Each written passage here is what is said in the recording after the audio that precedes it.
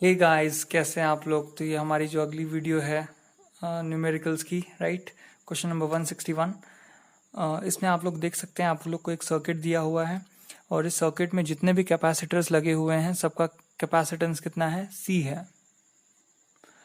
और आप लोग को पूछा गया है कि what is the effective capacitance between A and B, है ना। Effective effective capacitance effective capacitance between A and B निकालना है आपको, राइट।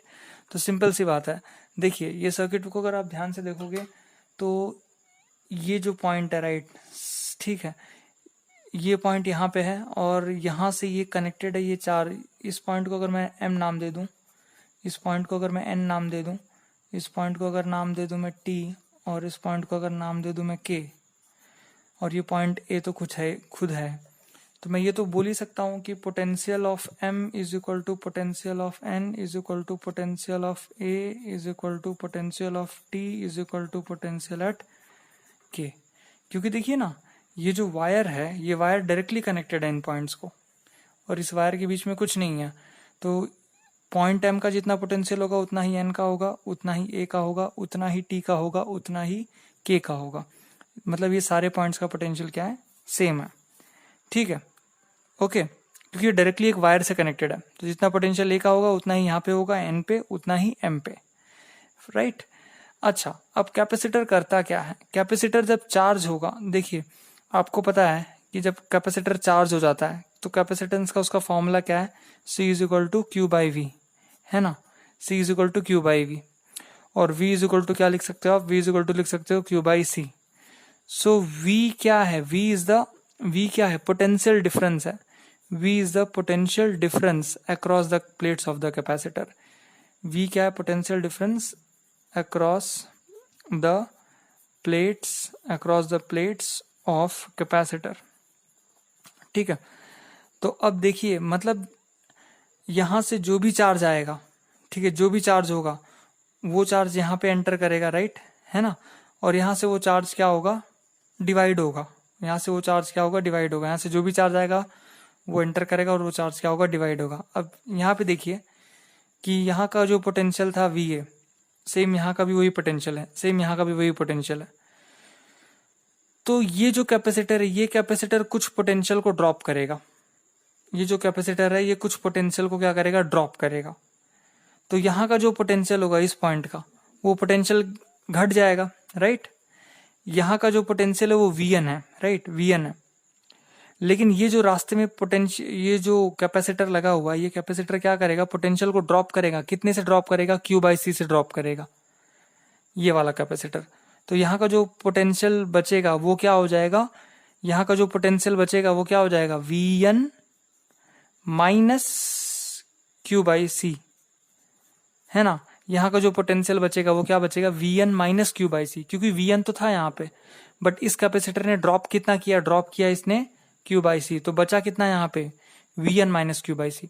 सिमिलरली अगर आप ऊपर वाले नेटवर्क पे देखिए तो यहाँ पे कितना था, पोटेंशियल Vm था, बट इसने कितना ड्रॉप किया, same Q by C drop किया, क्योंकि ये कैपेसिटर सेम इसकी तरह ही है। तो यहाँ पे कितना पोटेंशियल बचा, कितना, Vm माइनस क्यू बाई सी।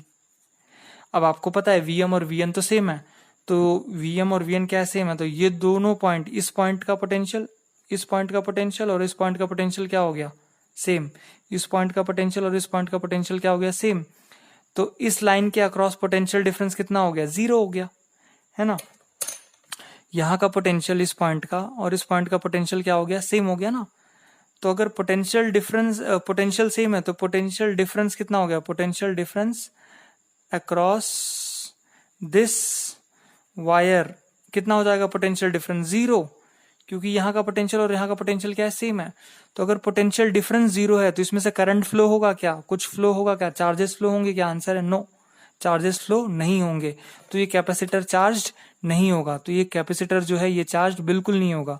तो इस कैपेसिटर का कोई काम नहीं है, तो आप इसको निकाल दीजिए सर्किट से, क्योंकि ये चार्ज ही नहीं होगा, राइट, क्योंकि यहाँ से कोई चार्ज का फ्लो होने वाला ही नहीं है। सिमिलरली यहाँ पे भी नीचे एक कैपेसिटर लगा हुआ है, आप देख सकते हैं कि जो पोटेंशियल T का है वही K का है। फिर ये कुछ ड्रॉप करेगा ये कैपेसिटर कुछ पोटेंशियल ड्रॉप करेगा, फिर यहाँ पे बचेगा कितना, Vt minus Q by C potential बचेगा। सिमिलरली ये यहाँ पे पोटेंशियल कितना है, Vk, ये पोटेंशियल कुछ ड्रॉप करेगा, राइट, ये कैपेसिटर, फिर यहाँ पे बचेगा कितना, Vk माइनस क्यू बाई सी बचेगा इस पॉइंट पे। बट ये Vt माइनस क्यू बाई सी और Vk माइनस क्यू बाई सी क्या है, सेम है, दोनों इक्वल हैं, क्योंकि Vt इज इक्वल टू क्या है, Vk है। तो ये भी कैपेसिटर चार्ज नहीं होगा, क्योंकि यहाँ से कोई इलेक्ट्रॉन का फ्लो वगैरह होने वाला ही नहीं है, मूवमेंट नहीं होगी।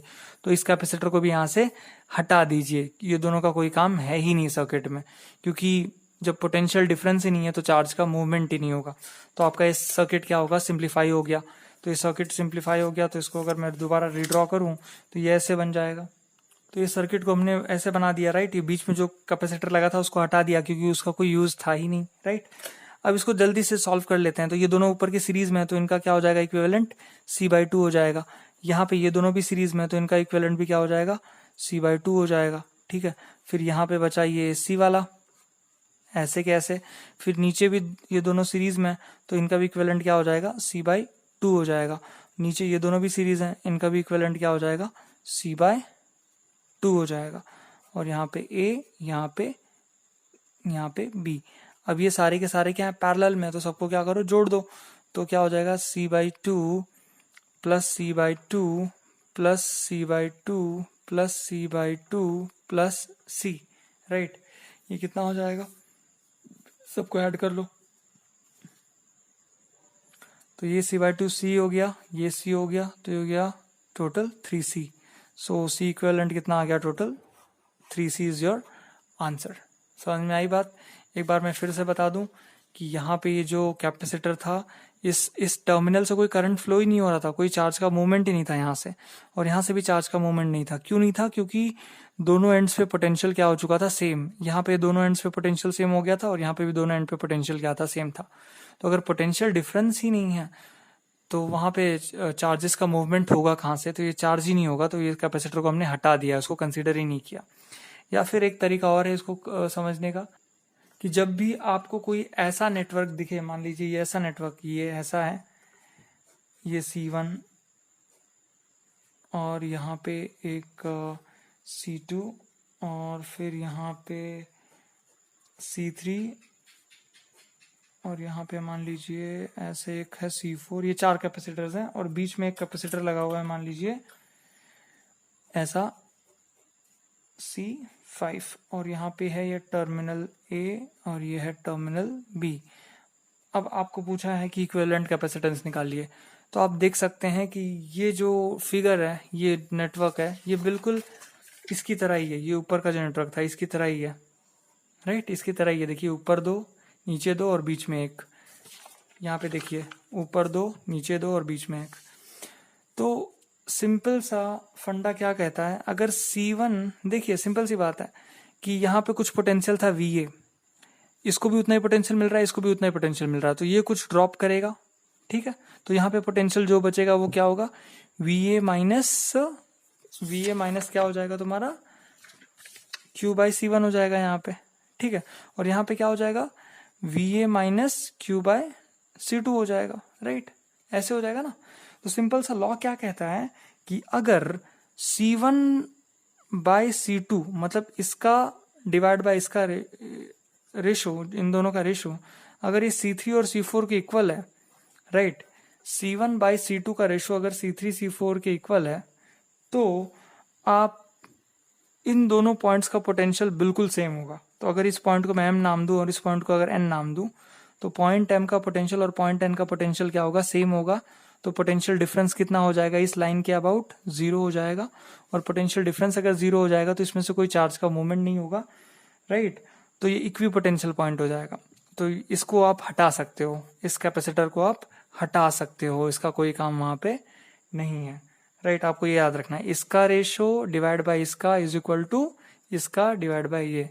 अगर इक्वल आता है ऐसे तो आप ये बीच वाले को हटा सकते हो। इसको व्हिटस्टोन्स ब्रिज बोलते हैं। ये हम आगे पढ़ने वाले हैं, अभी नहीं पढ़ने वाले इसके, ये जब करंट इलेक्ट्रिसिटी वगैरह पढ़ेंगे तब है ये व्हिटस्टोन्स ब्रिज, ठीक है। जब हम लोग पोटेंशियोमीटर वगैरह पढ़ेंगे तब ये सब है, ठीक है। तो या इसको बोलते हैं कि ब्रिज बैलेंस है, बैलेंस ब्रिज है, ठीक है, क्योंकि ये दोनों पॉइंट्स का पोटेंशियल क्या है, सेम है, तो यहाँ से कोई करंट पास नहीं होगा। तो उस केस में आप ये कैपेसिटर को हटा सकते हो। तो यहाँ पे भी वही तो था ना, इसका डिवाइड बाय इसका इज इक्वल टू इसका डिवाइड बाय इसका, यही होगा ना, C by C is equal to C by C equal ही है ना। तो इसको डायरेक्टली आप हटा सकते थे और इसको भी डायरेक्टली आप हटा सकते थे और डायरेक्टली सिंप्लीफाई करके सॉल्व कर सकते थे। तो ये आपके सामने अगला क्वेश्चन है। एक सर्किट दिया गया है और जिसमें बैटरी लगाई गई है V, ठीक है, और एक कैपेसिटर है जिसका कैपेसिटेंस C है, दूसरे वाले का C/2 है, दोनों पैरेलल में कनेक्टेड है, आपको दिख ही रहा है। क्वेश्चन में पूछा गया what is work done in charging fully both the capacitors, दोनों कैपेसिटर को फुल्ली चार्ज करने के लिए कितना वर्क डन लगेगा।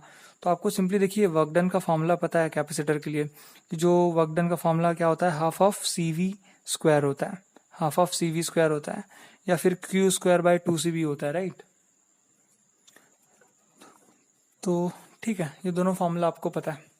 अब आपको ये सर्किट दिख रहा है, राइट, इसमें तो मैं पहले इसका इक्विवेलेंट कैपेसिटेंस निकाल लेता हूँ। इक्विवेलेंट कैपेसिटेंस क्या होगा, इक्विवेलेंट कैपेसिटेंस क्या होगा, ये दोनों किस में कनेक्टेड है, पैरेलल में।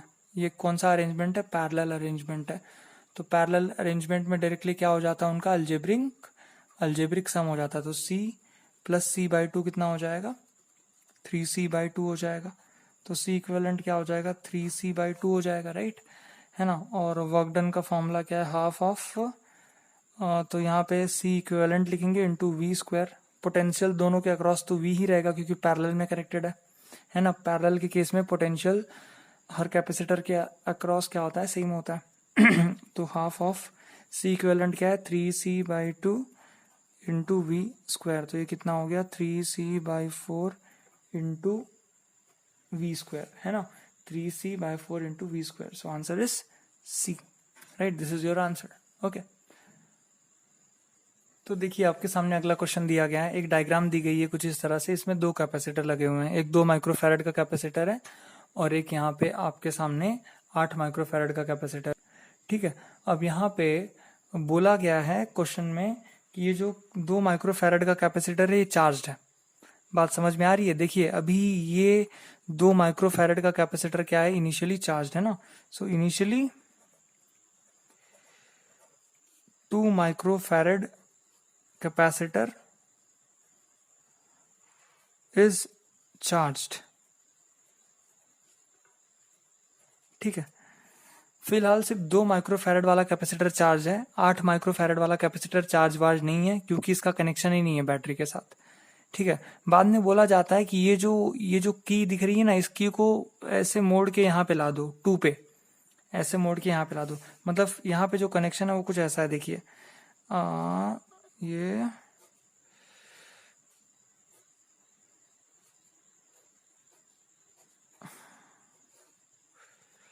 प्लस माइनस V, ये 2 माइक्रोफैरड है, ये पहला डायग्राम है, राइट। इस 8 को मैंने बनाया नहीं क्योंकि ये ब्रोकन नेटवर्क है तो इसको बनाने की जरूरत नहीं है।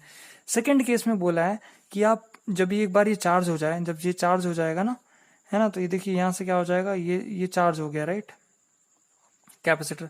तो इस चार्ज कैपेसिटर को फिर आप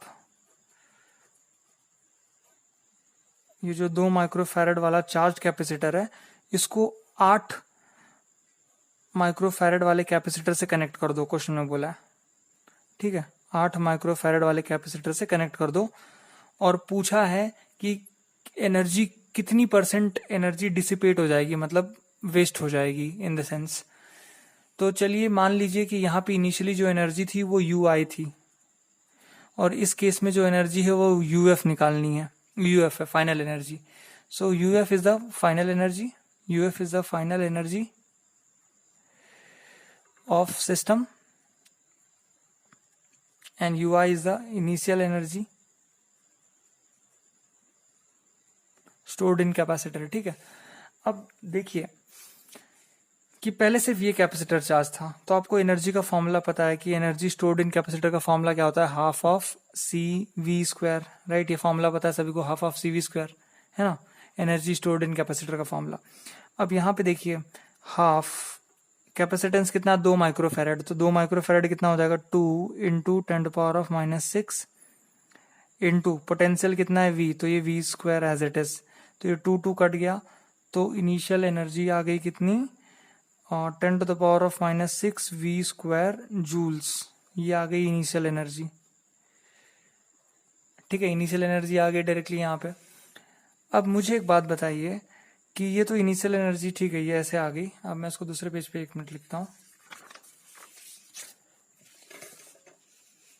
यहाँ पे देखिए, ये एनर्जी तो हमने निकाल दिया। यहाँ पे इसका कैपेसिटेंस कितना था? कैपेसिटेंस था 2 माइक्रोफेरेड। कैपेसिटेंस कितना था? 2 माइक्रोफेरेड। और वोल्टेज कितना था? V। तो चार्ज कितना कलेक्ट होगा प्लेट पे, वो कैसे निकालेंगे? C is equal to Q by V. तो Q इज इक्वल टू क्या हो जाएगा? CV हो जाएगा। तो चार्ज इज इक्वल टू, ये C कितना है? 2 इंटू 10⁻⁻6 और ये V, तो इतना चार्ज है। चार्ज कितना था? 2 इंटू 10⁻⁻6 V, इतना चार्ज था इस प्लेट पे। ठीक है, इस प्लेट पे इतना चार्ज कलेक्ट हुआ था, इस वाले कैपेसिटर पे इतना चार्ज कलेक्ट हुआ था। ओके, जब बाद में आप इस स्विच को घुमा के जब 2 को कनेक्ट कर दोगे तो इसका बैटरी से कनेक्शन टूट जाएगा और इसका कनेक्शन जुड़ जाएगा 8 माइक्रोफेरेड वाले कैपेसिटर से। तो देखिए होगा क्या। अब क्या दोनों कैपेसिटर पे कितने चार्ज है हमको नहीं पता। मान लीजिए इस पे चार्ज है Q1 और इस पे चार्ज है Q2। हमने अज्यूम कर लिया कि लेट इस पे चार्ज कितना है? Q1 है और इस पे चार्ज कितना है? Q2 है। हाँ, इनिशियली कितना चार्ज था वो हमने निकाला इस फॉर्मूले से। कितना था? 2 इंटू 10⁻⁻6। 2 इंटू 10⁻⁻6 V कुलम्ब, इतना चार्ज था इनिशियली। अभी इन दोनों पे कितना है हमको नहीं पता। इस पे है Q1 और इस पे है Q2, हमने अज्यूम किया। हाँ, इसके अक्रॉस वोल्टेज कितना था? V था। इसके अक्रॉस वोल्टेज कितना है? क्या V है? क्या हमको नहीं पता। V डेफिनेटली नहीं होगा। सो लेट अस अज्यूम कि मान लीजिए पोटेंशियल डिफरेंस कितना है? V डैश है। कितना है? V डैश है। क्योंकि जाहिर सी बात है पोटेंशियल सेम रहेगा क्या? नहीं रहेगा, है ना। कनेक्शन बदल गया ना अब। तो हमने पोटेंशियल डिफरेंस कितना मान लिया? V dash. तो चलिए लिखते हैं हम लोग कि according to चार्ज कंजर्वेशन, पहले कितने चार्ज, पहले टोटल कितना चार्ज था? इनिशियली चार्ज कितना था? इनिशियली चार्ज था 2 इंटू 10⁻⁻6 V, राइट। इतना चार्ज था। देखिए 2 इंटू 10⁻⁻6 V कुलम में। बाद में कितना चार्ज है? Q1 प्लस Q2 है। Q1 प्लस Q2, सो Q1 प्लस Q2, ऐसा आपने लिख दिया, राइट, है ना। अब यहाँ पे Q1 क्या होगा? देखो C का फॉर्मूला आपको पता है। C इज इक्वल टू क्या होता है? Q by V। तो Q इज इक्वल टू क्या होता है? CV। तो आप Q1 की जगह क्या लिख सकते हो? Q1 की जगह आप क्या लिखोगे? Q1, इसकी बात हो रही ना, तो लिखोगे C1 मतलब इसका कैपेसिटेंस, और V क्या लिखोगे? V dash.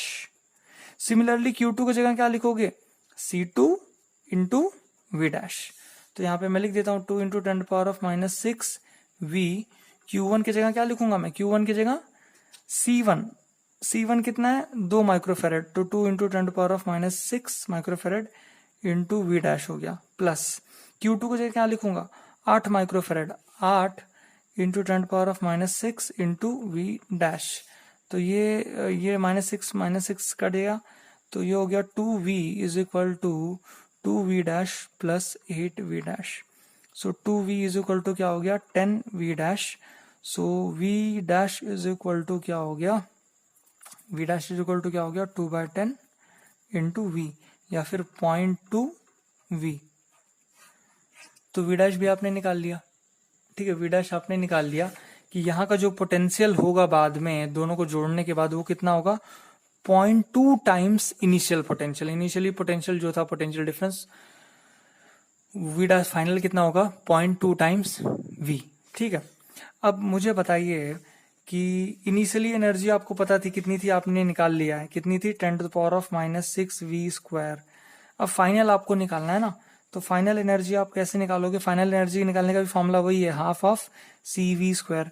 तो हाफ C इक्विवेलेंट, फाइनल वाले में ये इक्विवेलेंट कैपेसिटेंस कितना है? ये पैरेलल अरेंजमेंट है ना, पैरेलल, तो पैरेलल है, तो ये दोनों का एडिशन कर दो, तो C इक्विवेलेंट कितना आ जाएगा? C equivalent into V square half. तो ये दोनों का एडिशन कितना होगा? 8 प्लस 2 कितना हो गया? 10। तो 10 माइक्रोफेरेड है, तो -10⁻⁻6। एंड V पोटेंशियल क्या है? V डैश है ना, इनके अबाउट पोटेंशियल क्या है? V डैश है। तो ये V डैश का स्क्वायर, तो ये हो जाएगा हाफ ऑफ, ये कितना हो जाएगा? 10⁻⁵ इंटू वी डैश कितना है, वी डैश है 0.2 इंटू वी का होल स्क्वायर, राइट ना। तो ये कितना हो जाएगा, इसको जब हम सॉल्व करेंगे, अगर इसको करें तो ये कितना आ जाएगा, ये करेंगे तो 0.02 इंटू 10⁻⁵ वी स्क्वायर, या फिर इसको ऐसे लिख सकते हैं 2 इंटू 10⁻⁷ वी स्क्वायर। ठीक है, ये आ गई आपकी फाइनल एनर्जी। ठीक है, इनिशियल एनर्जी आपको पता है, फाइनल एनर्जी आपको पता चल गई। आपको क्या पूछा था कि परसेंटेज एनर्जी डिसिपेटेड, है ना। तो परसेंटेज एनर्जी डिसिपेटेड, है ना, percentage energy dissipated is equal to क्या होगा, initial energy minus final energy divide by initial energy, right. तो इनिशियली एनर्जी कितनी थी, इतनी थी 10⁻⁶ वी स्क्वायर, तो लिख दीजिए 10⁻⁶ V square minus finally energy कितनी है 2 into 10⁻⁷ V square, 2 into 10⁻⁷ V square, और इनिशियल एनर्जी कितनी थी 10⁻⁶ वी स्क्वायर। तो वी स्क्वायर कट गया, -6 भी निकाल लो। ठीक है, तो बचेगा क्या यहाँ पे 1 माइनस, और यहाँ पे कितना बचेगा 2, है ना। जब -6 निकाल लोगे तो यहाँ पे एक -1 बचेगा, राइट। और तो ये कितना हो गया 1 माइनस 0.2, ठीक है, तो ये कितना आ गया 0.8। तो परसेंटेज बोला था तो इसको 100 से मल्टीप्लाई करना पड़ेगा, राइट ना, परसेंटेज था ना ये। तो 100 से जब इसको मल्टीप्लाई करोगे, 100 से मल्टीप्लाई करोगे तो ये कितना आ जाएगा, ये हो जाएगा 80%। तो 80% आपकी एनर्जी जो है वो क्या हो जाएगी, डिसिपेट हो जाएगी। So answer is option number A. तो अगला क्वेश्चन देखिए, आपको दिखाई दे रहा होगा राइट स्क्रीन पे। ये क्वेश्चन में सिंपली बोला है कि जो चार्जेस कलेक्ट होने वाले हैं कैपेसिटर 4 माइक्रोफैरेड वाले और कैपेसिटर 9 माइक्रोफैरेड वाले, जो भी चार्जेस इन पे कलेक्ट होंगे वो दोनों चार्जेस के एडिशन के वजह से, अगर वो दोनों चार्ज को आप ऐड करो, मान लो इस पे जो चार्ज कलेक्ट हो गया उसको आपने कुछ नाम दे दिया, इस पे जो चार्ज कलेक्ट हुआ उसको कुछ नाम दे दिया, दोनों को ऐड करो और उसकी वजह से 30 मीटर दूर कितनी इलेक्ट्रिक फील्ड क्रिएट हो सकती है। तो इलेक्ट्रिक फील्ड का फॉर्मूला आपको पता है, E इज इक्वल टू क्या होता है, के क्यू अपॉन आर स्क्वायर। तो के की वैल्यू तो आपको पता है, के की वैल्यू आपको पता है क्या है 9 इंटू 10⁻⁹, और ये क्यू टोटल, मतलब ये क्यू क्या है, total charge deposit on 4 microfarad वाला capacitor plus charge deposit on 9 microfarad वाला capacitor divide by R, distance दिया 30 का स्क्वायर। तो आपको सिर्फ पता लगाना है कि 4 माइक्रोफैरेड वाले कैपेसिटर पे कितना चार्ज डिपॉजिट होगा और 9 माइक्रोफैरेड वाले कैपेसिटर पे कितना चार्ज डिपॉजिट होगा, और उसके कारण इलेक्ट्रिक फील्ड कितनी, उसका मैग्नीट्यूड कितना होगा 30 मीटर दूर, अगर हम लोग इसको as a collection of a charge assume करें तो क्वेश्चन आप एक बार अच्छे से पढ़ लीजिए, तो हम इसको सॉल्व करते हैं। तो देखिए, सबसे पहली बात इसको फटाक से हम लोग सिंप्लीफाई कर लेते हैं। तो जब हम लोग सिंप्लीफाई करेंगे तो देखिए ऐसे बन जाएगा, ये 4 माइक्रोफैरेड एज इट इज, ठीक है, ये दोनों क्या है पैरेलल में, तो क्या बन जाएगा 9 + 3 12, ये 12 माइक्रोफैरेड हो गया, राइट। और यहाँ पे है ये 2 माइक्रोफैरेड, है ना, ये हो गया 2 माइक्रोफैरेड, और यहाँ पे लगा एक बैटरी जो कि है 8 वोल्ट की बैटरी है, 8 वोल्ट की बैटरी है, ठीक है। अब ये दोनों किस में है, they are in series, okay. So अब इसको फिर से एक बार ट्रांसफॉर्म करते हैं। सो सीरीज में करेंगे तो ऊपर का जो नीचे का 12 का 12 ऐसे, 2 का 2 ऐसे ही रहेगा, 2 माइक्रोफैरेड का, और बैटरी भी ऐसे ही रहेगी, राइट, प्लस माइनस 8 वोल्ट की बैटरी। हाँ, आइए कितना होगा, ये कितना होगा 12 इंटू 4 प्लस 12 + 4 16, तो 4 1 जा 4 4 जा 4 1 जा 4 3 जा, तो ये 3 माइक्रोफैरेड का हो जाएगा, राइट। ये दोनों का रिजल्टेंट 3 माइक्रोफैरेड। अब ये दोनों फिर से अगेन क्या है, बोथ आर इन पैरेलल, तो पैरेलल में तो ये 3 + 2 कितना हो जाएगा 5 माइक्रोफैरेड, तो ये कितना हो गया 5 माइक्रोफैरेड आ गया, ठीक है। और बैटरी कितने की है, 8 वोल्ट की बैटरी है, 8 वोल्ट की प्लस माइनस, ठीक है। तो आपका इक्विवेलेंट कैपेसिटेंस कितना आ गया 5 माइक्रोफैरेड का। अब इसको अगर आगे सॉल्व करें तो एक बार इसको अच्छे से देख लीजिए, ठीक है।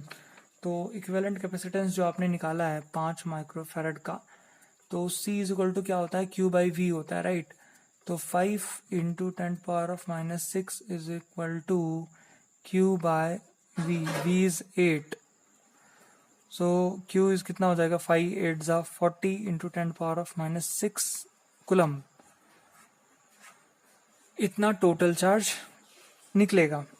ये जो टोटल चार्ज है, तो ये टोटल चार्ज देखिए कितना है, 40 इंटू 10⁻⁻6। तो ये चार्ज यहाँ से निकलेगा, राइट, जो भी है 40 इंटू 10⁻⁻6।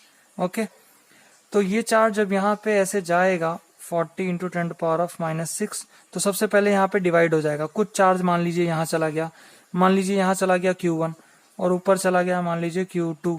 ठीक है, समझ में आ रही बात? मतलब यहाँ से देखिए जो टोटल चार्ज आया था वो कितना था, 40 इंटू 10⁻⁻6।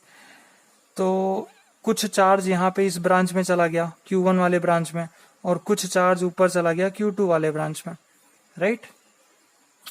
तो अब हमको पता करना है कि Q1 और Q2 में चार्ज गया कितना। तो सिंपल सा इसका लॉजिक है। अगर इस सर्किट में भी मैं बता दूं तो ये भी कैसे होगा, इसी तरह से होगा कि यहाँ से चार्ज आया कितना था, 40 इंटू 10⁻⁻6, और यहाँ पे गया कितना Q1, और ऊपर गया कितना Q2। ओके, अब ये दोनों कैपेसिटर्स का पोटेंशियल तो सेम है ना, तो पोटेंशियल सेम है ना, इस 3 माइक्रोफेरेड वाले का भी और 2 माइक्रोफेरेड वाले का भी। तो हम लोग V इज इक्वल टू क्या लिखते हैं, V is equal to Q by C लिखते हैं। तो potential of this is equal to potential of this, तो लिख देंगे Q2 कहाँ से पास होने वाला है, 3 से, तो 3 microfarad is equal to Q1 divide by कितना है, 2 माइक्रोफेरेड। ठीक है, ये गया। तो अब आपको पता है कि Q1 प्लस Q2 किसके बराबर होगा, Q1 प्लस Q2 किससे निकले हुए हैं, 40 इंटू 10⁻⁻6 से निकले हुए हैं। ठीक है, 40 इंटू 10⁻⁻6, ये किस में था, कौन सी यूनिट में था, कूलम में था क्या ये, कूलम में था, यस। तो आपको चाहिए क्या, आपको ये Q2 चाहिए, है ना। तो Q2 चाहिए तो Q1 इज इक्वल टू क्या लिख सकते हो, Q1 इज इक्वल टू यहाँ से आप क्या लिख सकते हो, 2/3 Q2, और ये प्लस Q2, तो ये क्या हो गया, 40 इंटू 10⁻⁻6। तो ये Q2 अगर बाहर निकाल लिए तो क्या होगा, 2/3 plus 1 is equal to 40 into 10⁻⁻6। So Q2, तो ये हो गया 3 यहाँ गया तो 5/3, और ये हो गया 40 इंटू 10⁻⁻6, राइट, है ना। 3, तो ये 5 1 जा 5, 8 जा, तो ये 8 3 है 24। तो Q2 कितना आ गया, 24 इंटू 10⁻⁻6 कूलम, या फिर Q2 आप लिख सकते हो 24 माइक्रो कूलम। तो आप देख रहे हो कि Q2 कितना चार्ज है, 24 माइक्रो कूलम है। तो मैं यहाँ पे लिख सकता हूँ कि Q2 कितना चार्ज गया, 24 माइक्रो कूलम गया। तो यहाँ पे भी कितना है, 24 माइक्रो कूलम भी है, राइट। तो चलो आपको पता चल गया कि 4 माइक्रोफेरेड वाले कैपेसिटर पे कितना चार्ज है, 24 माइक्रो कूलम पे, ये तो पता चल गया। अब ये यहाँ पे भी 24 माइक्रो कूलम भी होगा, बट फिर से ये चार्ज यहाँ से यहाँ पे डिवाइड होगा। तो यहाँ पे मान लीजिए चला गया QA, और यहाँ पे मान लीजिए चला गया QB। अगेन देखिए 24 माइक्रो कूलम का यहाँ पे डिवीजन होगा QA और QB के फॉर्म में, राइट। तो अब यहाँ पे फिर से वही काम करना है। देखिए आपको फिर से आप क्या लिख दोगे, वही सेम कि QA प्लस QB ये किससे निकले थे, 24 माइक्रोकूलम से निकले थे, 24 माइक्रोकूलम। अब इस कैपेसिटर का और इस कैपेसिटर का पोटेंशियल तो सेम है क्योंकि दोनों सेम पॉइंट को कनेक्टेड है। तो हम लोग C is equal to Q by V लिखते हैं, तो V इज इक्वल टू क्या लिख देंगे, Q बाई C, है ना। तो इसमें से कितना चार्ज है QA, और इसका कैपेसिटेंस कितना है 3। इसमें से कितना चार्ज है QB, कैपेसिटेंस कितना है 9। ठीक है, तो आपको चाहिए QB वाला, 9 वाला चाहिए ना, तो 9 से QB है तो QB वाला चाहिए। तो QB, तो QA के जगह आप क्या लिख सकते हो, QA के जगह क्या लिख सकते हो, 3/9 QB plus QB is equal to 24 microcoulomb, right, है ना। QA की जगह मैंने क्या डाल दिया, 3/9, ठीक है, QB। तो ये QB बाहर आ गया, तो हो गया 3/9 plus 1 is equal to 24 microcoulomb. तो ये QB इज इक्वल टू क्या हो गया, 9 plus 3 12/9 is equal to 24 microcoulomb. So 1 जा 2 जा, so QB is equal to कितना आया, 18 माइक्रोकूलम। तो देखिए QB आपको पता चल गया कितना, 18 माइक्रोकूलम है। तो आपको पता चल गया कि इस वाले कैपेसिटर पे कितना चार्ज होगा, इस पे होगा 18 माइक्रोकूलम का चार्ज, इस 9 माइक्रोफेरेड वाले पे। और इस पे कितना है, 4 माइक्रोफेरेड वाले पे तो आपने ऑलरेडी निकाल लिया, कितना है 24 माइक्रोकुलम है ना, कितना है 24 माइक्रोकुलम। तो ये इक्वेशन हमने ऑलरेडी रखा हुआ था कि E is equal to 9 into 10⁻9 into charge at 4 microcoulomb वाला प्लस चार्ज एट 9 माइक्रोकुलम वाला डिवाइड बाय 30 का स्क्वायर। तो 9 इंटू 10⁻9, ये के की वैल्यू है, 9 इंटू 10⁻9 के की डायरेक्ट वैल्यू है 4। 4 माइक्रोफेरेड वाले पे कितना है 24 माइक्रोकुलम है, तो 24 इंटू 10⁻6 प्लस 9 माइक्रोफेरेड वाले पे कितना चार्ज है 18 माइक्रोकुलम है, ये हमने कैलकुलेट किया। तो 18 इंटू 10⁻6 और डिवाइड बाय कितना है 30 का स्क्वायर। तो ये बाहर, इसको -6 बाहर बना लो, तो ये होगा 10⁻9 इंटू 10⁻6, तो ये 24, ये कितना 34, ये 42 हो गया, डिवाइड बाय 30 का स्क्वायर। ठीक है, तो इसको जब आप सॉल्व करोगे तो आपका आंसर आता है 420 न्यूटन पर कुलम। तो ये आ जाएगी आपकी इलेक्ट्रिक फील्ड, अगर आप ये दोनों चार्जेस को एज कलेक्शन मानो और 30 मीटर दूर कैलकुलेट करो इलेक्ट्रिक फील्ड का स्ट्रेंथ। तो 420, मतलब option number C is your correct answer. Okay, thank you.